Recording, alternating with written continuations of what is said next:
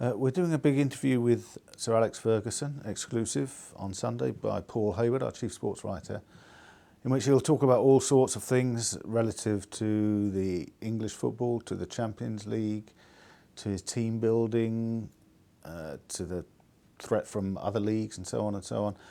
But also he will voice some sympathy, some understanding of the fans' protests currently going on, the green and gold movement, whatever you like to call it, at Old Trafford, about the Glazers, the debt. Obviously he's not going to say anything too controversial, but he does understand the issue and why people are very unhappy with what's going on. How healthy is English-British football? I look at it through Chester City goggles. That's how I look at it. And on one level, it's very bleak for us at the moment. And all I and all the other people involved at the moment behind the scenes trying to effect a takeover or start a new club. All we ever wanted to do was stand on the terraces and watch our team. English football is in a bit of a mess.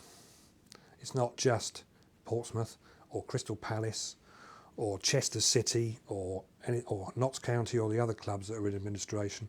There's no doubt that a lot of other clubs are have harnessed far too much debt over the years. And I think that if Pompey go down, I think a lot of other clubs will follow it.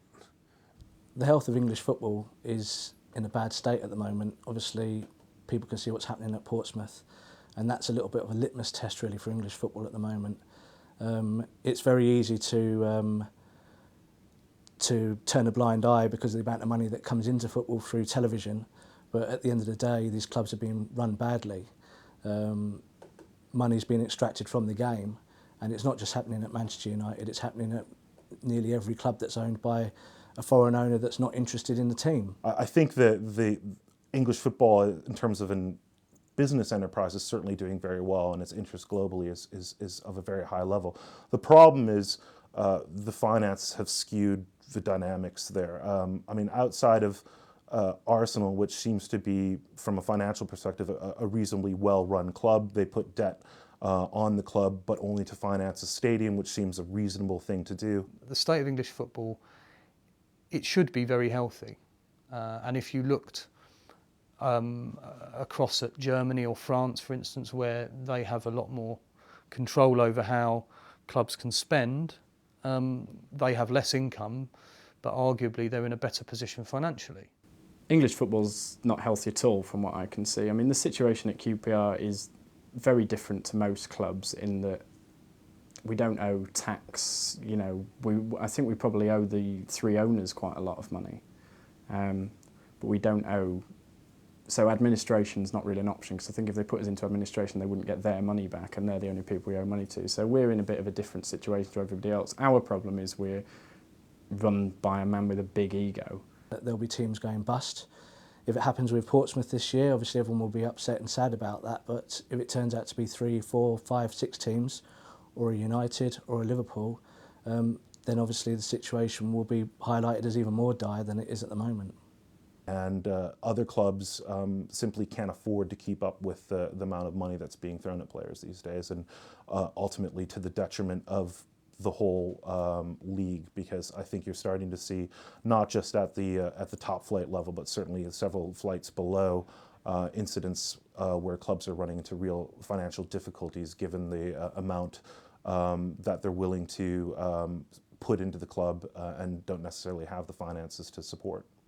Is English football the sick man of Europe, or of European, or of world football? And I have to say that while things are very bad and certainly open to improvement, it's not the sickest game in the continent by a long way. I would say that Germany is in very good health. England is maybe just arrived at A&E. Spain is in intensive care, and Italy's in a coma. Are we going to continue debating, or are we going to look for solutions? And how do we get those solutions? How do we make those decisions that do protect our clubs? And one of the major things that we do need to consider, and that Game needs to consider, is that supporters, with the stake that they hold in their clubs, morally, if you like, and in many cases these days, financially through supporters' trusts, that they need to be right in the middle of their leading that debate and talking about these, helping to bring football to that point where it can put in place some good regulation that helps to protect clubs and stops this merry-go-round, whether it's at Chester City, whether it's at QPR, whether it's at Portsmouth, Man United, Liverpool. You know, the list is relatively endless, but that's what we have to get to.